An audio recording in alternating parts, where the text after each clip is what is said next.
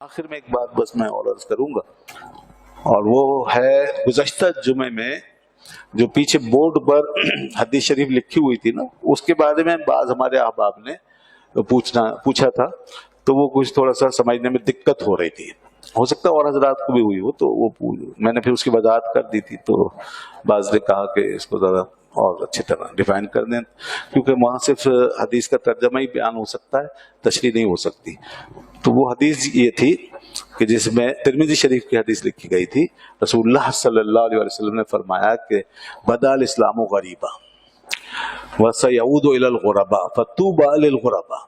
کہ اسلام جب شروع ہوا تو اجنبی تھا اور پھر اجنبیوں کی طرف لوٹ جائے گا، تو ایسے اجنبیوں کے لیے بشارت ہے، یہ وہ حدیث تھی۔ تو اب وہ کنفیوز کرنے والی چیز یہ تھی کہ اجنبی کا مطلب کیا ہے، تو بھئی اجنبی کا مطلب یہاں پر یہ ہے کہ اسلام جب شروع ہوا تو ظاہر ہے اس کو ماننے والے نہیں تھے، اور پھر ماننے والے آہستہ آہستہ دنیا میں ظاہر ہوئے اور وہ آئے، تو جو بھی اس وقت تک ایمان لاتا تھا وہ پھر باقی سارے معاشرے سے کٹ جاتا تھا۔ پہلے وہ ان لوگوں کے لیے محبوب ہوتا تھا اور ان کو اس سے تعلق ہوتا تھا، پھر جیسے وہ آپ کی خدمت میں حاضر ہوتا اور ایمان لے آتا تو وہ لوگ دشمن ہو جاتے تھے، اس خلاف ہو جاتے تھے، تو یوں وہ اجنبی ہو جاتے تھے۔ تو اسلام یوں شروع ہوا ایک اجنبی ماحول سے، تو پھر اس کے بعد اللہ نے اس دین کو عزت عطا فرمائی، غلبہ عطا فرمایا، اور پھر اس کے ساتھ لوگ فخر کرنے لگے، معاشرے کے پورے ماحول پورے اتر آئے، قبیلے اتر آئے، شہر کے شہر داخل ہوئے، اور جیسا کہ قرآن پاک میں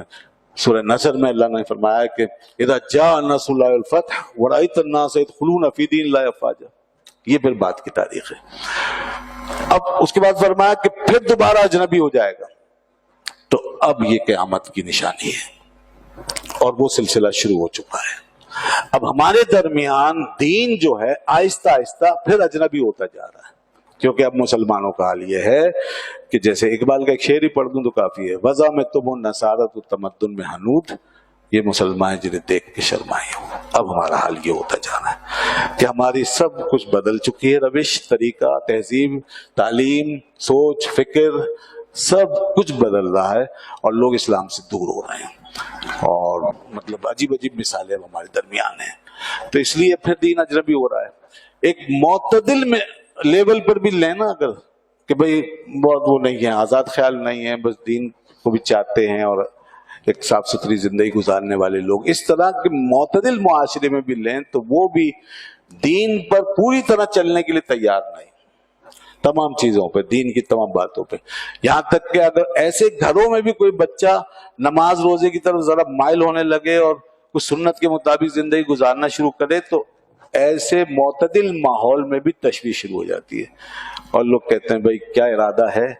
کیا بننے جا رہے ہیں، مولانا صاحب بن رہے ہیں، آپ تو مولوی صاحب بن گئے۔ یہ ہوتا ہے نہیں، دوستوں میں جائے گا وہاں ایسی باتیں ہوں گی، کئی کلاس میں جائے گا، پڑھنے جائے گا وہاں باتیں، آفس میں، وہاں ہر جگہ یہ باتیں۔ حالانکہ دیکھیے وہ کہاں جا رہا ہے، وہ دین پہ چل رہا ہے،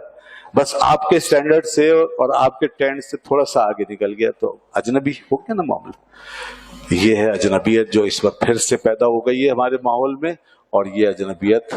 خدا نخواستہ اسی طرح بڑھتی رہی تو پھر اور ہمارا دینی نقصان ہونے والا ہے، ہوگا۔ تو وہ آقا دو عالم صلی اللہ علیہ وسلم نے اس وقت ارشاد فرما دیا کہ یہ پھر سے اجنبیوں کی طرف چلا جائے گا دین۔ اور دیکھیے آج جو اوپر کی سطح ہیں، اس سے اوپر کے لیول جو ہم دیکھتے ہیں کہ بڑے بڑے ایسے لوگ بیٹھے ہیں جناب، ہائی فائی قسم کے، بڑے بڑے اداروں میں، بڑے بڑے عہدوں پہ، منصبوں میں، ان کے یہاں پر ہمارے ایوانوں میں، اسمبلیوں میں، وہاں کیا ہو رہا ہے؟ وہاں یہ حال ہو گیا ہے کہ ایک صاحب نے سندھ اسمبلی کے اندر یہ مطالبہ کیا کہ بھئی نماز کے لیے وقت کا جو ہے قانون پاس کرتے ہیں کہ قانونی طور پہ نماز کے لیے وقت دیا جائے گا۔ اس پر وہ جو ہندو وزیر جو مکیش صاحب بیٹھے ہیں ان سے کہا گیا، بھئی ان کے بارے میں کہا گیا یہ ہماری بات نہیں سمجھ رہے کیونکہ یہ غیر مسلم ہے، یہ غیر مسلم ہے، ان کا مذہب ہندو ہے، تو وہی مسلمان ہیں وہ سمجھ لیں جو اپنے آپ کو مسلمان کہتے ہیں۔ اس پر یہ کہا گیا جواب میں کہ آپ ان سے ایکسکیوز کریں، آپ نے مکیش صاحب کی توہین کر دی۔ اللہ اللہ، یہ مسلمان ہیں جنہیں دیکھ کے شرمائی ہوگی. ان کے لیے کہا اقبال نے سب سے پہلے یہ وہ مسلمان ہیں کہ اس میں کون سی ناجائز بات ہو گئی, کون سی توہین ہو گئی. اب ان کو غیر مسلم نہیں کہیں گے تو کیا کہیں گے؟ ہندو کہیں گے, غیر مسلم کہیں گے, جو مذہب ہے ان کا وہ ان کے ساتھ منسوب کریں گے. اور یہ بھی کہا جائے گا ٹھیک ہے وہ نہیں سمجھیں گے کہ ہمارا مذہب وہ کیوں سمجھیں, اور ہم ان کی منت خوشامد کیوں کریں کہ آپ یہ کام کرمائیں. یہ ملک کس کے نام پہ وجود میں آیا ہے؟ یہ ہم ہندوستان میں رہ رہے ہیں یا ایک اسلامک کنٹری میں رہ رہے ہیں؟ افسوس ہے یہ حال ہے اس وقت. تو وہ جو حضور نے فرمایا صلی اللہ علیہ وسلم یہ دین اجنبی ہو جائے گا, یہ ہیں وہ قومیں اور یہ معاشرے جس میں اللہ کے رسول کا دین پھر اجنبی ہو گیا. اب اس کا آخری فیصلہ قیامت میں ہی ہوگا. اور اسی لیے فرمایا فَطُوبَىٰ لِلْغُرَبَىٰ, گھبرائیں نہیں, دین پہ چلنے والے, دین کے ساتھ کھڑے ہونے والے گھبرائیں نہیں. ایک آدمی بھی اگر ہے نا تو حضور نے فرمایا اس کو ہی میری بشارت ہے. لاکھوں کروڑوں جائیں کہیں بھی, اللہ کے نبی نے اس وقت فرما دیا, اللہ اللہ ہاتھ پکڑ لیا ہے یہاں سے, ہمارا تھام لیا ہے بازو, انشاءاللہ کوئی فکر کی بات نہیں ہے. احساس کمتری میں نہ جائیں, دین کی بات کہیں ہو رہی ہے کم از کم اتنا ضرور کریں, تائید کریں. اور دین کے خلاف جو بات کر رہا ہے تو وہ کہاں جا رہا ہے, اس بشارت سے محروم ہے. اس لیے کم از کم اس بشارت میں کہیں نہ کہیں سے داخل ہو جائیں. اگر دین کا بیڑا خود نہیں اٹھا سکتے ہم, اور ہم اس کے اندر پورے نہیں جا سکتے, نہیں داخل ہو رہے ہیں, تو کم از کم جو دین کی بات کر رہا ہے کہ کھڑے ہو کے آپ بولیں یہ بالکل صحیح کہہ رہا ہے, اتنا تو کام کریں. اللہ کے رسول نے فرمایا ان کے لیے بشارت ہے, تو انشاءاللہ یہ بشارت ملے گی. اور مرنے کے بعد پتہ چلے گا کہ حضور نے جو کچھ فرمایا اللہ تو اسی کے مطابق دے گا. آ جاؤ بھائی وہ سب لوگ کہ جن کو میرے نبی نے بشارت دی ہے, اور الگ ہو جاؤ وہ سب جن کو میرے نبی نے دھتکار دیا ہے.